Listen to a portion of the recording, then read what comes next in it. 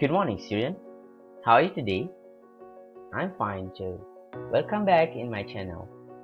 Today, we are going to learn Chapter 4. This is how you do it.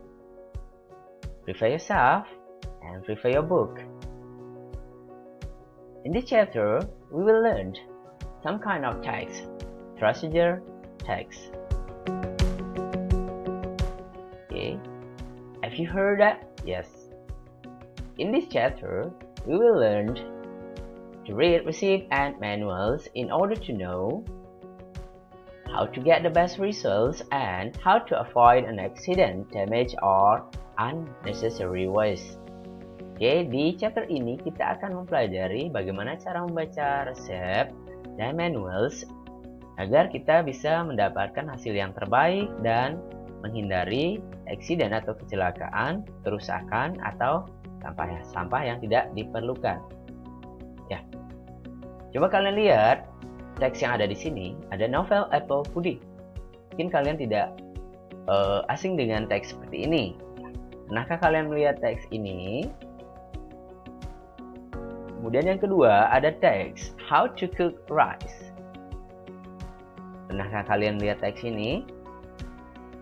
Oke, saya harap kalian pernah melihat teks seperti ini. Oke, kita lihat teks yang pertama. Ini adalah sebuah resep dari cara membuat apple pudding. Ya. Dan yang kedua, ini adalah sebuah manuals atau tata cara menanak nasi dengan menggunakan alat yang sudah disediakan. Oke. Pay attention to the two text below. Coba kalian lihat dua teks di bawah ini. Ada novel apple pudding, yaitu bagaimana cara membuat sebuah puding. Kemudian yang kedua, how to cook. Kalian diperlihatkan alat dan bagaimana cara menggunakan. Gambar atau teks yang pertama itu adalah sebuah resep atau resep. Kemudian yang kedua adalah manuals atau manual. Oke. Ya, seperti yang kita lihat di awal, itu ada procedure text. Di chapter ini kita mempelajari procedure text. So, what is procedure text? Procedure text itu adalah teks yang menggambarkan bagaimana sesuatu dapat dibuat atau digunakan melalui serangkaian langkah-langkah. Jadi nanti kita akan mempelajari the generic structure atau struktur dari teks ini atau kerangka dari teks ini. Kemudian procedure text itu bertujuan untuk memberikan atau menyampaikan petunjuk tentang langkah-langkah atau metode atau cara-cara dalam membuat, mengoperasikan atau melakukan sesuatu.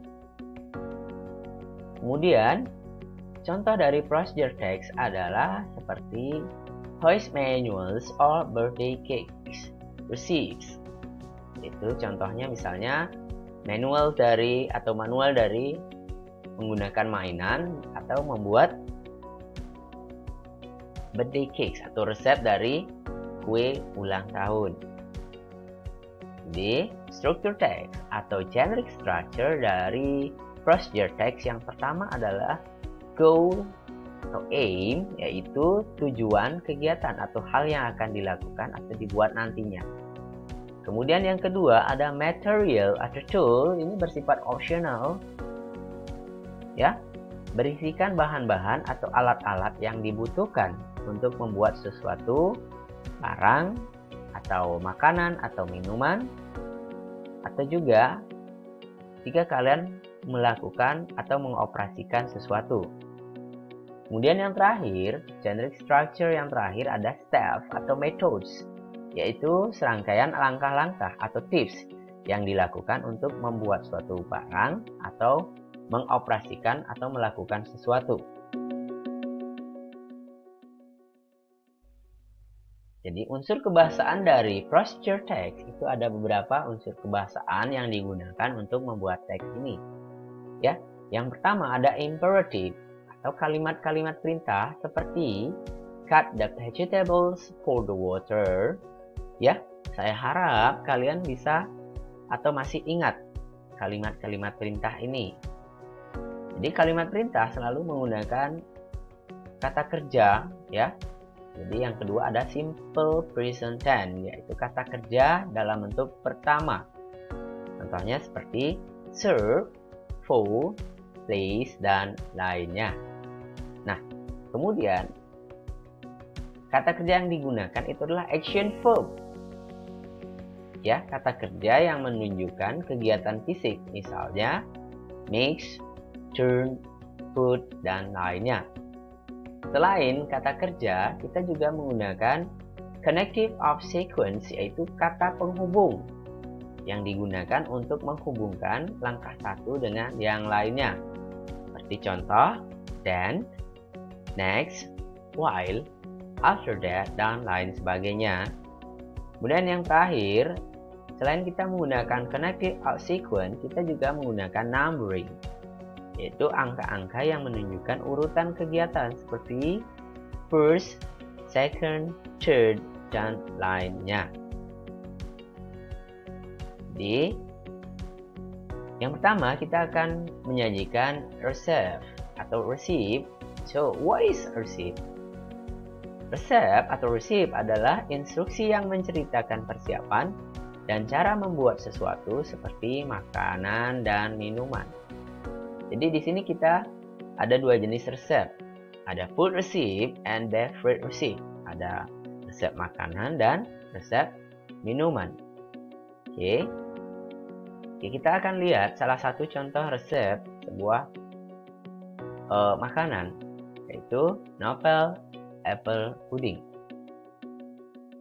Kita akan membagi menjadi beberapa bagian sesuai dengan generic structure yang sudah saya sampaikan sebelumnya.